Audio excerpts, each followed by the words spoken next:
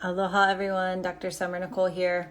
I feel really called to do this live right now because I've had so many clients this week dealing with the same thing, which is how to transmute emotional intensity in real time.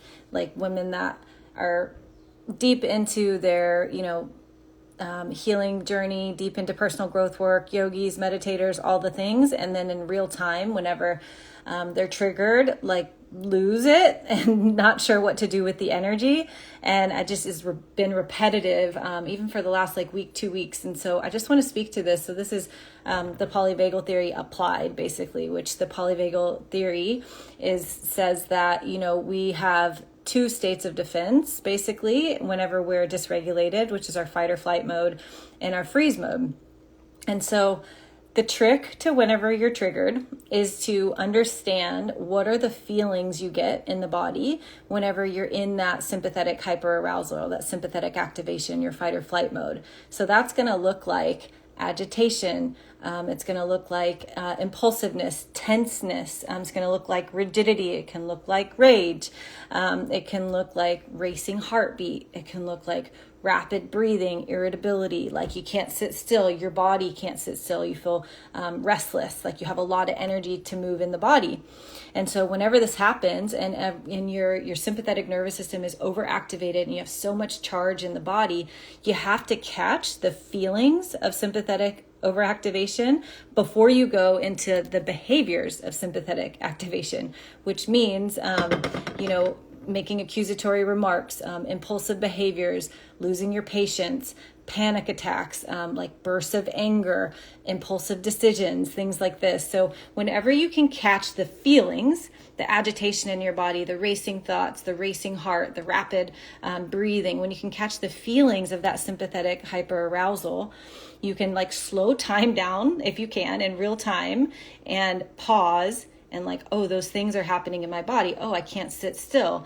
And you have to, in those moments, typically excuse yourself from the situation because you need space. You need to go deal with yourself. You need space to discharge the energy.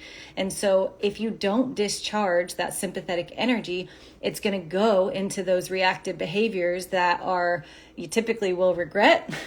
And if you're in really prolonged states of sympathetic activation, you will eventually go into freeze because your nervous system will shut down. Your nervous system will feel overwhelmed and will go into shutdown.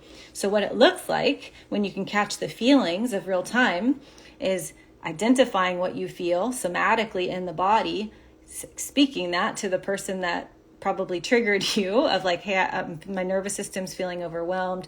I need to take some space right now.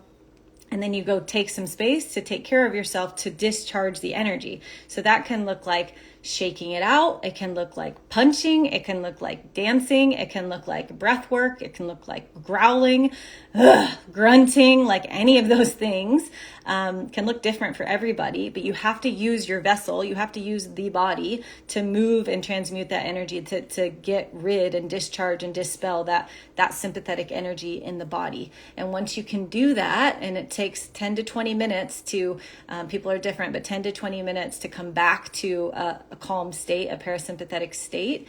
Once you can do that and you're back to a ventral vagal state, meaning a calm, collected, parasympathetic nervous system state, once you're there, that's the only time you're going to be able to make good decisions, even see or think of positive outcomes. It's whenever you can actually come from the heart and respond to somebody. If you're in that sympathetic activated state, you're going to feel negative, you're going to feel defensive, you're going to feel blaming of the person, and you're going to feel just defense because you're in that survival state. So I hope this helps you so you can identify what you're feeling in real time when you're triggered, what's happening in your body, communicate that to the person that seemingly triggered you, and then take space for yourself to discharge the energy in whatever way that feels right for you. And that, again, shaking, dancing, it can look like going for a walk or a hike and kind of grunting it out for 10 to 20 minutes, whatever resonates with you to do it, but you have to use the body to discharge the energy. Hope this helps you. Aloha.